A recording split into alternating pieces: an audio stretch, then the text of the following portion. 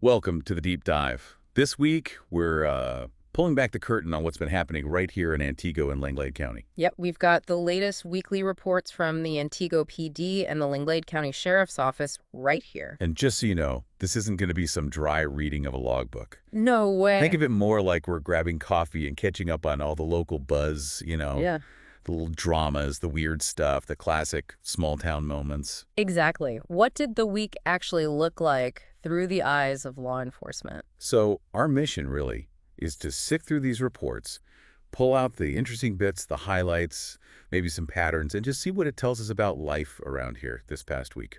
And we're keeping it general, no names, no super private details, just the vibe of the place. Okay, then.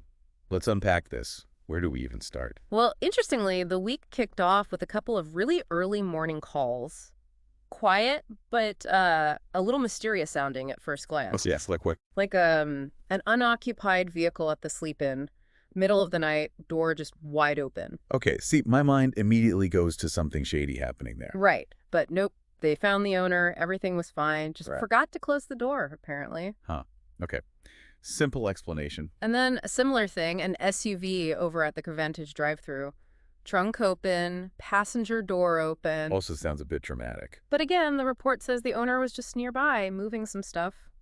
Totally innocent. It's funny how that happens. Sounds suspicious, turns out completely normal. And right after that Vantage call, the very next entry is like, routine bank deposit completed. Smooth transition back to everyday Antigo. Like a little wink from the universe. Just kidding, nothing to see here. So moving beyond those early moments, one thing that really jumps out from the reports this week is just traffic stops. So many traffic stops. It really felt like they were everywhere, didn't it?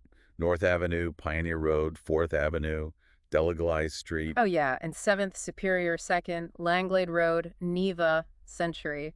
The list goes on. Plus all the county roads, State Road 64, US 45, County A, VHH.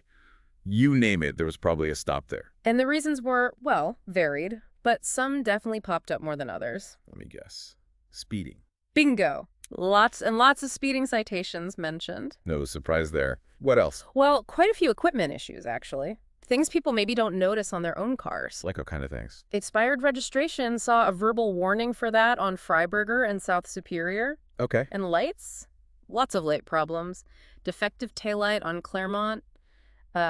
Registration lamp out on 5th and Delaglade. Headlights too, right? Yeah. I think I saw mentions for 5th and Pine Yeah. and South Superior. Yep. And even a brake lamp issue on 7th and Superior. Just general upkeep stuff. Makes you want to go check your own car, doesn't It it? does. Also saw operating while suspended citations mailed out for one on Neva and Century, another at the Keekwick trip on South Superior, and defective exhaust on Century in progress. And it wasn't just the car's fault. Sometimes it was the driver.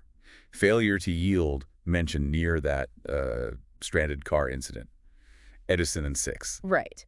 And interestingly, kind of a side note, but the reports actually mentioned a few times when drivers declined consent searches during stops. Oh yeah, like where? Saw notes for stops on 7th and Superior, Claremont Street, and South Superior Street. Just a little reminder of people exercising their rights tucked away in the logs. Exactly. Okay, so moving off the roads, let's talk animals. Always a feature in the weekly reports. Ah yes, the critters of Langlade County. Some good stories, some maybe less so. Definitely.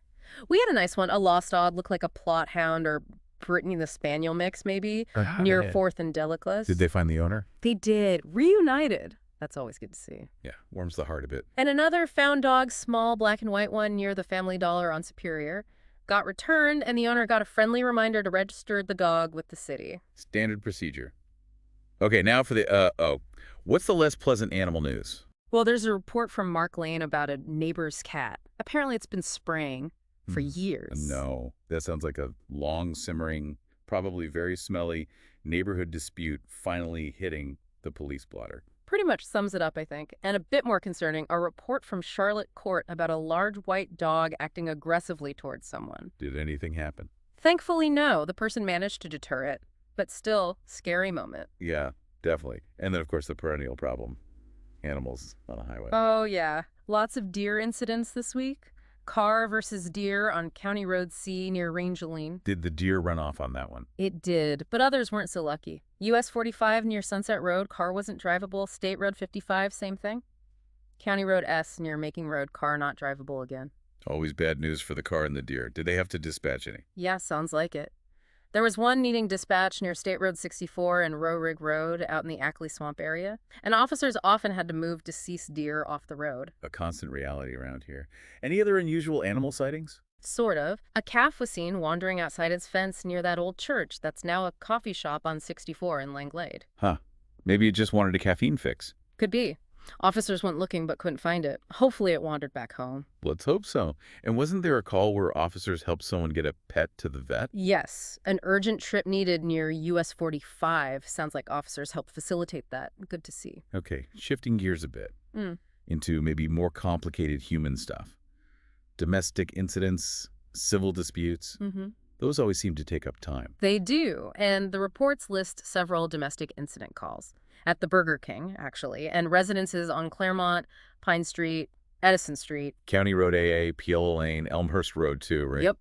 The details are obviously kept private, which is appropriate, but it just underscores the range of calls officers respond to, things the public doesn't always see. Absolutely. And harassment complaints too. Right. One involved verbal threats towards a former coworker.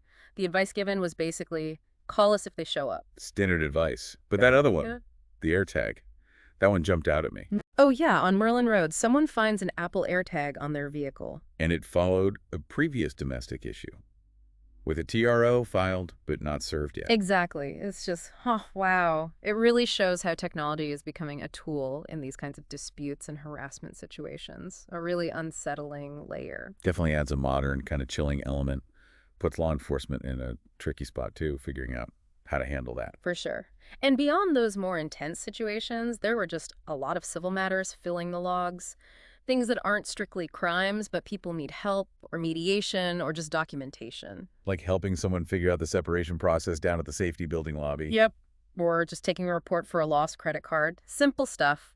Then there was that kicked-in door on Forest Road. Right, where they accepted some money for damages but still wanted to talk to an officer about other options. Exactly. Documenting it, exploring avenues, and that divorce property dispute on Robin Street. The camera system and the empty gun safe. Yeah. Deemed civil because the items were bought together and the husband apparently still had permission to be there.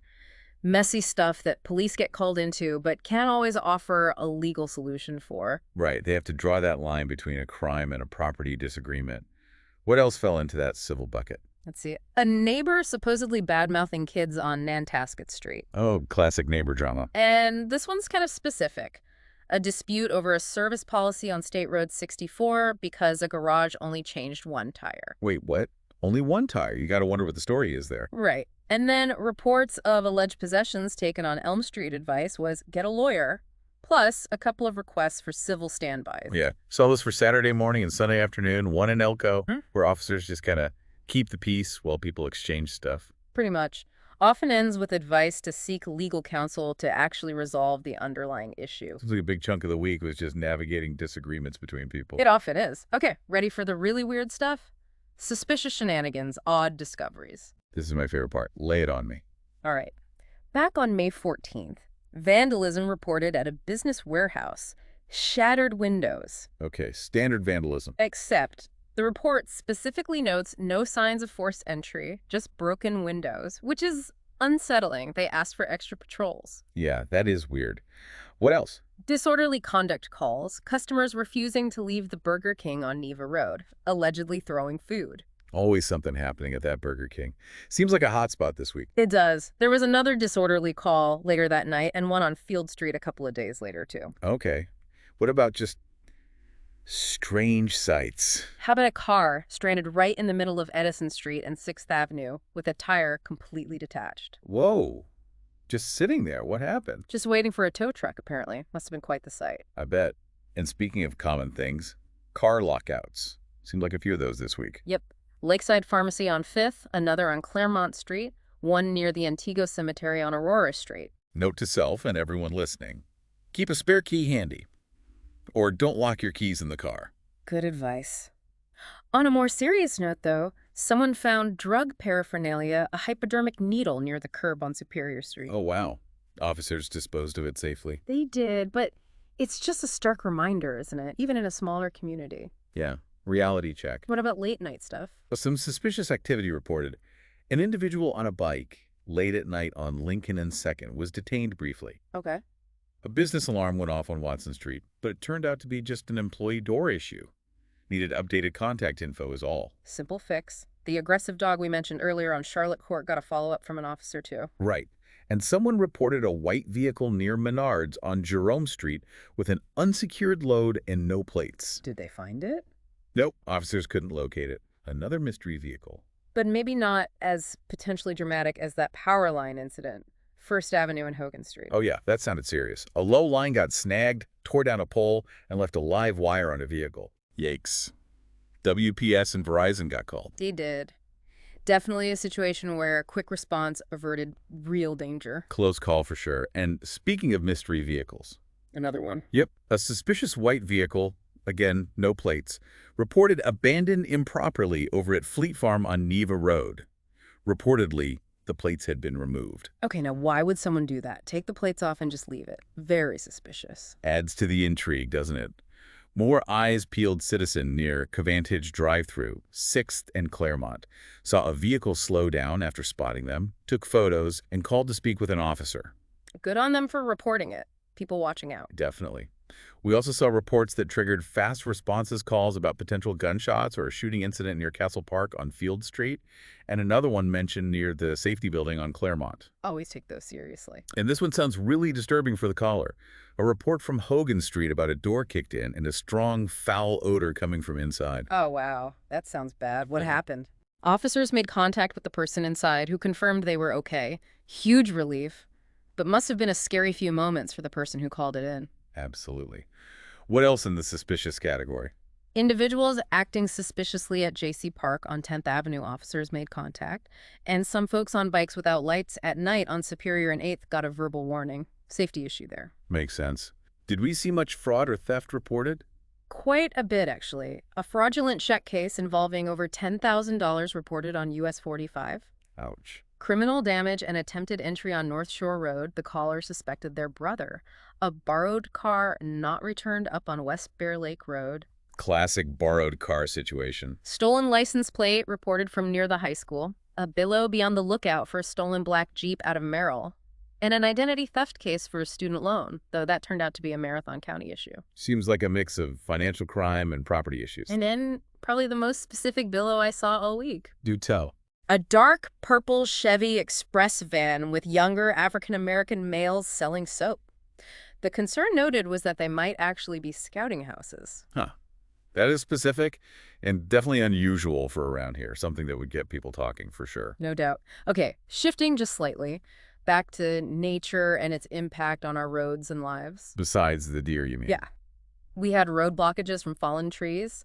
Hill Road in Crestwood needed the highway department. Same for County Road WW near Domal Court. Wind must have picked up at some point. Could be. Also, a live wire reported down near the road out on Pine Point Road. WPS handled that. Good. And lots of just helping people out on the road, right? Yeah. Motorist assists. Tons of those. Remember the bus broken down at Burger King? They were thinking about needing a heavy tow. Right. And the car with the detached tire on Edison and 6th waiting for its tow. Helping a driver who ran out of gas on County S and 64. Another vehicle overheated, trying to sort of limp its way to Elko, reported on County V and US 45. Been there.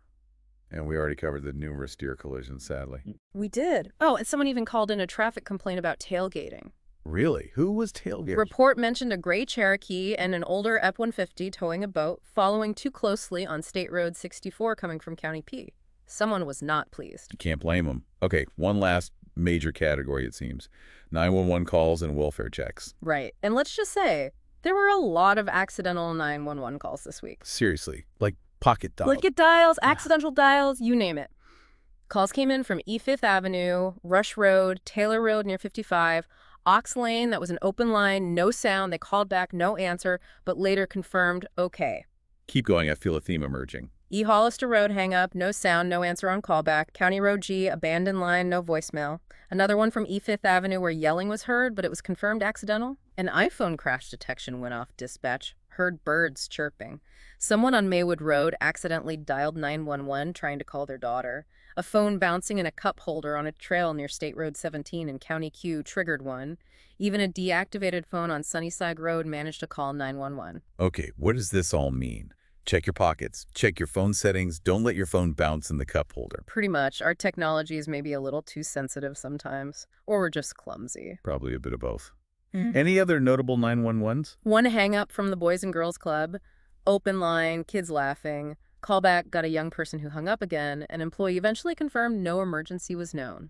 Just kids being kids, maybe. Sounds like it. And welfare checks. Yeah. Calls to check on people's well-being. Yep. Requests came in for addresses on 3rd Avenue, actually twice. Weed Street, Superior Street, 5th Avenue, and near 8th and Edison. Standard procedure, officers go check if someone's okay. It wasn't there someone sleeping in a car? Right. At the Family Dollar on Superior. Stationary vehicle, person sleeping inside. They were eventually transported to the safety building to meet with DSS. Okay. And that really concerning one involving the elderly couple. Ah, yes. The husband with dementia who apparently got out of the car on Summit Lake Road near US 45 while his wife was napping. That's terrifying. Did they find him? Thankfully, yes. He was located walking on a side road, but what a scare. A huge reminder to keep such a close eye on vulnerable loved ones, especially near busy roads. Absolutely critical. Okay. Any last miscellaneous bits and pieces from the logs? A few things. We mentioned the separation assistants at the safety building. There was a noise complaint, loud music, swearing neighbors. They agreed to turn the bass down, got a warning about the language. Neighborly harmony restored, hopefully. Someone brought a donation letter to the safety building, initially worried it was a scam, but got calmed down, it was harmless. Understandable caution these days? A probation hold happened over at Probation and Parole on Claremont. Subject was taken into custody. And amidst all the calls, a moment of quiet respect, a funeral escort noted on 5th and Superior. Nice to see that noted. A DNR matter came up, that deer needing dispatched out in the Ackley Swamp area we mentioned earlier. Right. Yeah. And one more significant incident to circle back to, that traffic stop on State Road 64 near Rowrig Road. The one where they called for a canine unit. Exactly. Requested a canine from Marathon County, and the dog made a positive alert. Which usually means? Usually indicates the presence of illegal substances leading to a deeper search and potentially arrests or citations. So a routine stop escalated into something more significant. Definitely noteworthy. Wow. Okay, so looking back at this whole week, it's quite a mixed bag, isn't it? It really is. You've got everything from, the super mundane, like speeding tickets and people locking keys in their cars. Right, to the everyday stuff. To the really quite unexpected or even concerning. The AirTag incident, that live power line, the canine alert, the suspicious Van Bolo. It just goes to show, doesn't it? Life in Antigo and Langlade County might look quiet on the surface sometimes, but based on these reports, it's never really predictable. Not at all. And it really highlights the sheer variety of things our local law enforcement deals with constantly. Big stuff, small stuff, weird stuff. They're responding to it all. So if we had to wrap this up with a neat little bow, a moral of the week pulled from this stack of reports, what would you say it is? Based on frequency. Maybe something practical like check your car lights, definitely lock your doors, keep track of your pets, and maybe, just maybe, don't throw food at fast food workers. Huh. That covers a few bases. Or maybe something capturing the overall vibe, like small town life isn't always quiet, but hey, at least based on the reports, it's rarely boring. Ooh, I like that one. That feels pretty accurate for the week we just looked at. Kind of neighborly, but with a wink. Perfect. Well, thank you for joining us for this deep dive into the week's local police and sheriff reports. It's always illuminating. It is. And hopefully hearing about this stuff gives you, the listener, a slightly different perspective on the daily rhythm of our community and, what our public services are actually doing out there. Absolutely. It's a reminder to maybe pay a little more attention to the details around you. You never quite know what stories are unfolding, even in the official logs. Being informed, even about the small stuff, kind of connects you more, yeah? Definitely. There's always more going on than meets the eye. We will be back next time with another deep dive into some more fascinating sources. Until then, stay curious. And maybe double-check those taillights before you drive.